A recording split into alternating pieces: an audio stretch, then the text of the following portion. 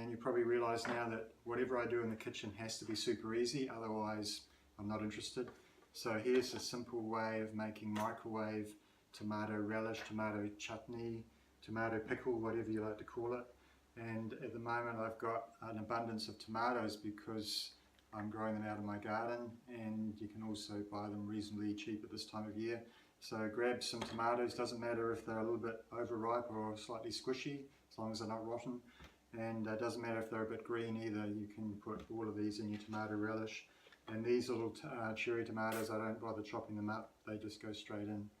So we give them a wash, and we need 750 grams roughly, doesn't matter if it's a little bit more than that. And we need 2 onions, and we're going to use curry powder, mustard powder, and turmeric, salt and sugar. Okay, so let's get started. And we get my trusty 2 litre microwave jug, and put that on the scales, zero it, and we pour in the tomatoes. That's coming out at about 600, we just need a few more. So I've got some bigger ones here, so we just chop up these ones here. I have them pretty chunky, so we chop up our 2 onions, and again can be reasonably chunky. So we put in those tomatoes, and that brings it up to just over 750 grams tomatoes, and then we add the 2 onions.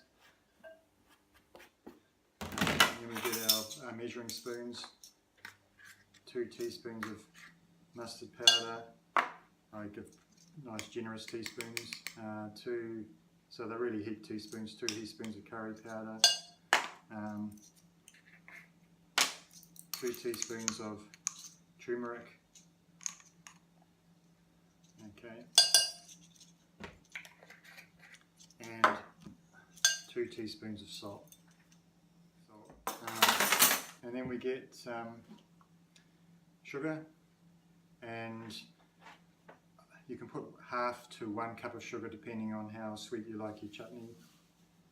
So I'm just going to put slightly over half a cup in there. And the other thing we needed was white vinegar, and I think you can use malt vinegar if you wish, but the recipe I use is white vinegar. So we put 1 cup of white vinegar in there. And now this is ready to go in the microwave. So we're going to do it for 10 minutes on high, covered. Then we're going to take the cover off and do it for another 10 minutes.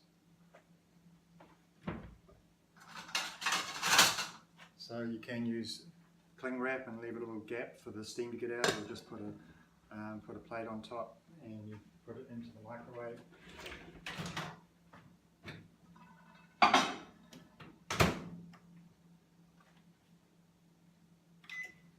Ten minutes.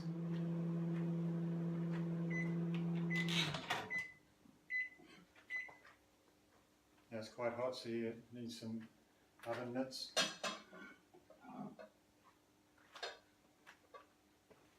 Be careful of the steam coming out.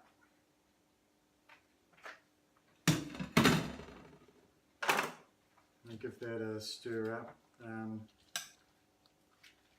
Still got to have another 10 minutes cooking in the microwave, so we'll stick it back in. 10 more minutes, and then while that's doing, we need to get our jars ready. But we want to make them reasonably sterile. If they're sterilised, then you can leave the pickle on the shelf and don't have to keep it in the fridge until you start using it. So let's get some boiling water, and make sure the jars aren't too cold, or the boiling water will crack the jars. If the jars are quite cold, maybe put a little bit of warm water in first, and we pour the boiling water into these jars.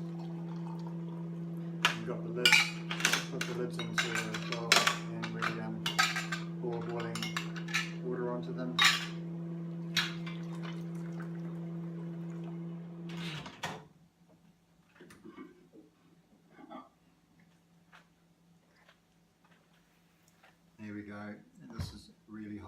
be careful. Give it another stir. Then we need to get some corn flour, and we have 1/4 of a cup of water, and we put 1/4 of a cup of corn flour. If you haven't got corn flour, ordinary flour probably do the job, and you stick that in the water, and this is to thicken up the tomato relish or pickle so that it's not too runny when you put it on your bread or your meat. Shake that up, pour in the, so that's 1/4 of a cup of corn flour and 1/4 of a cup of water. Give it another stir, and that will thicken up as the, well, it's starting to thicken up already.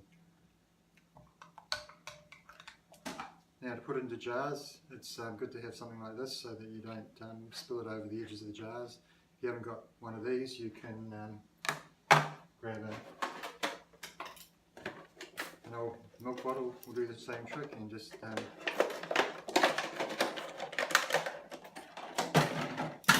the top off, and you can stick that in your jar and put your pickle in.